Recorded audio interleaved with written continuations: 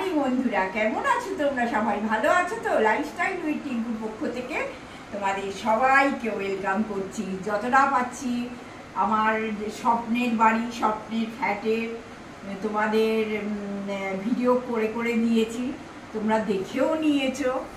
শনিবারে এই শুক্রবারের আজকে আছে না, শনিবারের ভিডিওটা নিশ্চয়ই তোমাদেরও ভালো লেগেছে। তা দেখো, তৃষা এসে গেছে। আজকে তো নিরামিষ ডে, আজকে এই ফুলকপি দিয়ে আলু দিয়ে একটা ডালনা হচ্ছে, আর পটল পোস্ত হবে। আর একটুখানি ওকে বলে দিয়েছি রাত্রিরের জন্য একটুখানি মটর ডালের একটু মটর ডাল করে, যে মটর ডাল তো ভিজিয়ে রাখতে নেই, ওটা তো একদম গলে পাক হয়ে যাবে, ওটা জাস্ট একটা দুটো সিটি দিলেই হয়ে যায়। করে দিলে কি হয়, আমরা রুটি দিয়ে খেয়ে নেবো, ওটা আমাদের আর কোনো অসুবিধা হয় না। আর এখন তো আম আছে, অসুবিধা হয় না। তা এইভাবে ভিডিওটা আরম্ভ করলাম। তবে সত্যি কথা, আমার নতুন ফ্ল্যাট নিয়ে আমি প্রচণ্ডই উত্তেজিত। হ্যাঁ, যে কিভাবে সাজাবো, কিভাবে কি করব। আমার বন্ধুদের যতক্ষণ না আমি ইন্টেরিয়ারটা দেখাতে পারছি, আমার তো মানে শান্তি নেই। তবে ইন্টেরিয়ার করতে ধরো 1 মাস 15-20 দিন তো নিশ্চয়ই লাগবে। যদিও আমার যে ইন্টেরিয়ার, ছেলেটি ভীষণ ভালো, ম্যাট্রিক্স, ওর নামও খুব, এবং ওর মাল পড়ে গেছে অলরেডি। আর একটা বড় বিল্ডার তো, ওকে দিয়ে সই করিয়ে নেওয়া হয়েছে যে আমার কাস্টমারকে কোনো হ্যারাসমেন্ট করা যাবে না। সেটা অ্যালকব করেছে, অ্যালকব আর কি। হ্যাঁ, যে কোনো আমার কাস্টমারকে হ্যারাসমেন্ট করা যাবে না, তুমি যেই সময় কথা দিয়েছো সেই সময় থেকে এই সময়ের মধ্যে তোমাকে শেষ করতে হবে, অনেক কিছু প্রসিডিওরের মধ্যে দিয়ে মানে আমার ইন্টেরিয়ার গেছে। ওকে সই সাবুত করে তারপরে ও ফ্ল্যাটটা নিয়েছে। আমরা একটা চাবি ওর কাছে দিয়ে চলে এসেছি। এবার কালকে পরিতোষ যে আবার করছে, তার নাম পরিতোষ, আমাদের সমস্ত দেখাচ্ছে আর কি, যে দাদা এই দেখুন আপনার মাল ঢুকে গেছে আপনার ফ্ল্যাটে, অমুক তমুক সব দেখাচ্ছে, ছবি তুলে। ভালোও লাগছে বলো, মানে বুড়ো বয়সে নতুন সংসার যাকে বলে আর কি। এত বড় বাড়িটা নিয়ে তো আর সামলাতে পারছি না, আর মনে কোনো দুঃখও নেই তার জন্য অ্যাকচুয়ালি। না পারলে আর কি করবো বলো, একটা স্ট্রোক হয়ে গেছে, আর পাচ্ছি না যা ছাড়তে। ওটাকে বারবার তুলো না। হ্যাঁ, দাদা আবার বললে, বা আমার বন্ধু সোনালি, বা আমার অনেক বন্ধু স্ট্রোক বললেই রেগে যায়, ঠিক আছে বলছি না। তা এখন মানে নতুন ভিডিওর জন্য তোমরাও অপেক্ষা করো। আমরা কিভাবে আমাদের সংসার গোছাবো, কিভাবে কোথায় ইন্টেরিয়ার করছি, কিভাবে সাজাচ্ছি, সেই সব তো তোমাদের দেখাবো। আর তৃষার রান্নাবান্না হলে আমি দেখিয়ে দেবো সেইগুলো। দরকার হলে, এখন তো মেজেই আমাদের জীবন, মেজেতেই বসা, মেজেতেই খাওয়া, মেজেতেই শোয়া, সব কিছুই মেজেতে। আমার যত পুরনো ফার্নিচার, হ্যাঁ, আমি সব বিক্রি করে দিচ্ছি। ওই দেখো, দেখতে পাচ্ছ আমার চিমনি, ওই যে চিমনি কিন্তু খোলা হয়ে গেছে, এটাও বিক্রি হয়ে গেছে। একজন এসে, তার সোনার দোকান, সে প্রচুর জিনিস আমার থেকে নিয়েছে, এবার সে কালকে চিমনিটা নিয়ে যাবে। এইবার আমার ওখানে নতুন চিমনি বসানো হবে। তা এই সব নিয়েই ব্যস্ত আমরা। তা তোমাদের যতটা পাচ্ছি আপডেট দেওয়ার চেষ্টা করছি। প্লিজ সাবস্ক্রাইব করো, আর ভিডিওগুলো স্কিপ করে দেখো না। কি রান্না করাচ্ছ বলে দাও। হ্যাঁ, সেটা আমি বলে দেবো, রান্নাটা হোক, আমি একবার বন্ধুদের দেখিয়ে দেবো। একটু দাদা বৌদির সঙ্গে থেকো, বুঝতেই পারছো বয়সটা তো কম হলো না, এর মধ্যেই এত কিছু ঝামেলা আর নিতে পারছি না, জানো তো। আর ওই দোকানদারের মতো দাম করা, এই এত নয়, অত নয়, লোকে এসে পুরনো জিনিস কিনতে এসে, পুরনো মানে কি, তোমরা সবাই দেখেছো আমার সব জিনিস খুব মানে কি বলবো, খুব বেছে বেছে আমি কিনেছি। কিন্তু ওই একটা কথা আছে না, কিনতে পাগল আর বেচতে ছাগল, আমাদের অবস্থা তাই হয়ে গেছে। কিনতে আমরা পাগলের মতো কিনেছি 3 তলা বাড়িতে, কিন্তু এখন বেচতে ছাগল হয়ে গেছি। আমি এটা 20,000 টাকা দিয়ে কিনেছি, সেটা লোক এসে বলছে 1,000 টাকায় দেবে। তাহলে চিন্তা করো ব্যাপারটা। তারা বুঝছে না যে আমারও তো ওখানে গিয়ে খরচা আছে, কি বলবো বলো। কিন্তু ওই যে একটা ট্যাগ লেগে গেছে, তুমি আজকে রাত্রিরে কিনলে সকালবেলা পুরনো হয়ে যায়, এটাই হচ্ছে ব্যাপার। যাই হোক, আমাদের তো এগুলো দিয়ে যেতে হবে, আমার ফ্ল্যাটে তো এগুলো ধরবে না। কারণ দুজনের জন্য ফ্ল্যাট তো আমি ছাড়তেও পাচ্ছি না, যার জন্যে 3 BHK ফ্ল্যাটই নিয়েছি, কিন্তু ছোট নিয়েছি। ঠিক আছে, আমি আবার পরে আসবো। আর আজকে তো শনিবারের রান্না, দাদাও তোমাদের সামনে কিছু বলবে, নিশ্চয়ই বলবে। দাদা তো মুখটা পেছন থেকে দেখছি উসকুস করছে বলার জন্য, কিন্তু আমি একদম পছন্দ করি না পেছন থেকে বলা। ঠিক আছে, দাদা যখন আসবে আজকে শনিবারের আড্ডা দিতে, অবশ্যই দাদাকে সঙ্গে নিয়েই আসবো। আর দাদা তোমাদের সামনে এসে কিছু তো বলবি। হ্যাঁ, টাটা করছি, রান্না বান্না হোক দেখিয়ে দেবো। ঈশা টাটা করে দাও আমার বন্ধুদের, ব্যাস।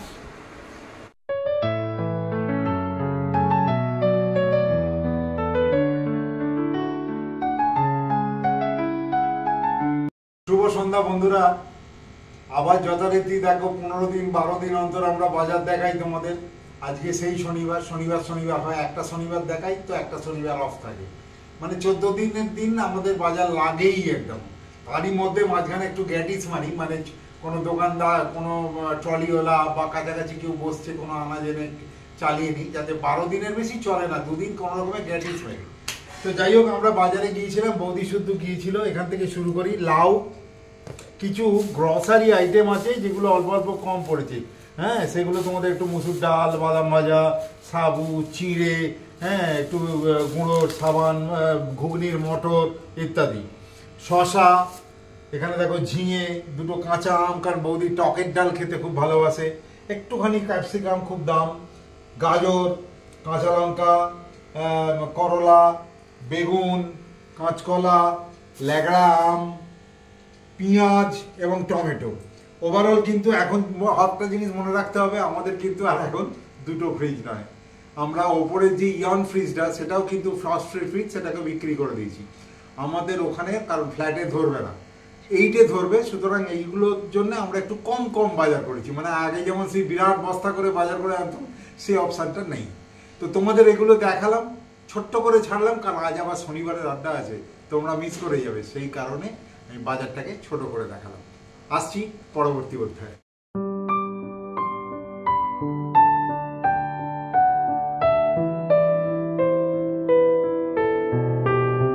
বাজার দেখালাম তো, গরমে বিধ্বস্ত আমরা। শুভ সন্ধ্যা বন্ধুরা, দেখলে বাজার থেকে ঘুরে এসেছি। শনিবারের আড্ডা তো করতেই হবে। আমার বন্ধুরা শনিবারের আড্ডার জন্য বসে থাকে, আর পেছন থেকে দাদা কমেন্ট্রি করে, আমার যেটা একদম পছন্দ নয়। আমি বলেছি সামনে, ক্যামেরার সামনে এসে যা বলার বন্ধুদের তুমি সামনে এসে বলো। আর একটা জিনিসের জন্যও আমরা প্রত্যেকটা ভারতবাসী ভীষণ মানে মুষড়ে পড়েছি, আহমেদাবাদের যে প্লেন অ্যাক্সিডেন্টটা হলো, হ্যাঁ, তার জন্য মানে আমাদের প্রত্যেকটা মানুষের এত মনে কষ্ট। এই যে নিউজগুলো দেখছি, দেখে মানে এই কষ্টটা যে কি করে আমাদের শরীরের মধ্যে লাঘব হবে বুঝছি না। মানুষ যাচ্ছে লন্ডনে, আমার মেয়ে তো মাঝে মধ্যেই যায়, তোমরা সেটা জানো, বলেওছি তোমাদের অনেকবার। তা কি অবস্থা বলো, মানুষ যেতে গিয়ে কে নতুন সংসার করবে, স্বামীর কাছে যাচ্ছে বিয়ের পর, হ্যাঁ, ভর্তি হবে, বাবা মায়ের সঙ্গে তারা যাচ্ছে, তার দেখে এত মনটা খারাপ হয়ে গেছে একদম একদম। আবার তারপরে হচ্ছে যে ডাক্তারদের হস্টেলের মাথার উপর ওইটা ভেঙে পড়েছে, তা অনেকটা ক্ষতিগ্রস্ত হয়েছে সেই সব নিয়ে। একজন মাত্র মানুষ বেঁচে আছেন, হ্যাঁ, সেটাও অনেক বড় পাওনা। তবুও বলো, কোনো জায়গায় শান্তি নেই, প্লেনে যাওয়াও শান্তি নেই, ট্রেনে যাওয়াও শান্তি নেই। তারপরে এই প্রচণ্ড গরম, আমরা তো ব্যাঙ্গালোরে থাকি, প্রত্যেকটা গরমকালে তোমরা জানো। এবারে যে এই বাড়ির চক্করে পড়েছি, বাড়ির ফ্ল্যাট, তারপরে হচ্ছে আমার নিজের স্ট্রোক হয়ে গেছে, তার ডাক্তার দেখানো, বারবার বলতে বারণ করেছে সোনালি। ঠিক আছে, প্রত্যেক মাসে চেক আপ থাকে নিউরোসায়েন্সে, হ্যাঁ, এইসব নিয়ে তো আমরা পুরো হেজে গেছি। আর এই প্রচণ্ড গরমে মানে জাস্ট নেওয়া যাচ্ছে না। বাজার থেকে এসে মনে হচ্ছে গা দিয়ে যেন এক্ষুনি আগুন বেরোবে জানো। তা যাই হোক, দাদা বলার জন্য মনটা উসকুস করছে যে ফ্ল্যাটের ব্যাপারে তোমরা কেমন দেখলে। তা দাদা একটু বলুক, আমি তো সবসময় বকর বকর করি, দাদা তো সুযোগটা পায় না, না ক্যামেরাটা দাদা ধরে। তা দাদা একটু বলুক, দাদাকে একটু সময় দিই, চলো।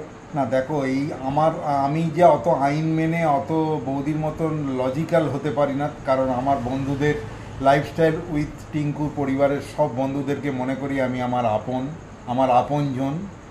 আত্মীয় কথাটা কিন্তু একটা শব্দ মাত্র, কিন্তু যে আত্মীয় আমার রেগুলার পাশে থাকে, যে আমার সবেতে মতামত দেয়, আত্মার সঙ্গে আত্মার যে মিলন হয়, তাতে যে একদম হাতে হাত ধরতে হবে এমন কথা নেই। দূর থেকে এই যে তোমরা সঙ্গে আছো, এটা আমাদের কাছে বিরাট পাওনা। আর একদম আত্মীয় হলেই যে আত্মীয়তা হয় সেটাও নয়, একটা নিয়ম রক্ষার জায়গায় চলে যায়। অনেক রক্তের সম্পর্ক থাকে, যেটা আমি তোমাদের আগেও বলেছি অনেকবার, কিন্তু তাদের আমি আত্মীয় মনেই করি না অ্যাকচুয়ালি। হ্যাঁ, কিন্তু তোমাদের অনেক বেশি আপন ভাবি। আমার চ্যানেলটা যদি কখনো একটু বড় হয় তাহলে নিশ্চয়ই আমি তোমাদের সঙ্গে মিট করব, সেটা একদম আমরা অঙ্গীকারবদ্ধ যে আমার বন্ধুদের সঙ্গে মিট করতে আমাকে হবেই। কারণ আমার খুব বেবি ছোট্ট চ্যানেল, কিন্তু তোমাদের সঙ্গে মিট করার জন্য আমরা আগ্রহে বসে থাকি, জানো তো। কিন্তু এখন যদি যেমন বিদিশা বলে যে বৌদি তুমি লাইভে এসো, বৌদি তুমি, ও প্রায় দিন বলে, কিন্তু দাদা বলে এখন হাস্যস্কর ব্যাপারটা হবে যদি আমরা লাইভে আসি। তবে হ্যাঁ, না, তোমাদের একটা কথা আমি বলে দিচ্ছি যে আমি ফ্ল্যাটে শিফট করার পর নিশ্চয়ই তো আমি আমার ইন্টেরিয়ার দেখাবো, আমার হোম ট্যুর আমি দেবই। হ্যাঁ, যে আমি কিভাবে সাজাই। আর তোমরা প্রত্যেকে জানো যে আমি সাজাতে গোছাতে ভীষণ ভালোবাসি, বাড়িটাকে স্টুডিও করে রাখতে ভালোবাসি। তাতে আমি খেতে পেলাম না পেলাম, খাওয়া নিয়ে আমাদের কোনো মাতামাতি নেই জীবনে। হোম ট্যুর তো দেবই, তবে তখন আমার একটু ইচ্ছে আছে, দাদা যতই বারণ করুক, যে তোমাদের সঙ্গে একবার লাইভে আসা আমার নতুন ফ্ল্যাট থেকে। আর তোমরা কে কে এই মতামতটার সঙ্গে আমার সঙ্গে সহমত, অবশ্যই তোমরা আমাকে লিখে জানিও। হ্যাঁ, আর আমাকে একটু সময় দাও, 2-2.5-3 মাস তো লাগবেই, পুজোর আগেই বলছি। আমার কিন্তু তোমাদের সঙ্গে লাইভ করার ইচ্ছে ভীষণভাবে আছে, এবং তোমরা জানাও তোমাদের মতামতটা। নাও দাদা বলো এবার। আহমেদাবাদের এই প্লেন ক্র্যাশ অত্যন্ত মর্মস্পর্শী, এটা বলার কোনো অপেক্ষা রাখে না। বৌদি যেটা দিয়ে শুরু করেছিলেন শনিবারের আড্ডা, আমি সেইখান দিয়ে শেষ করছি।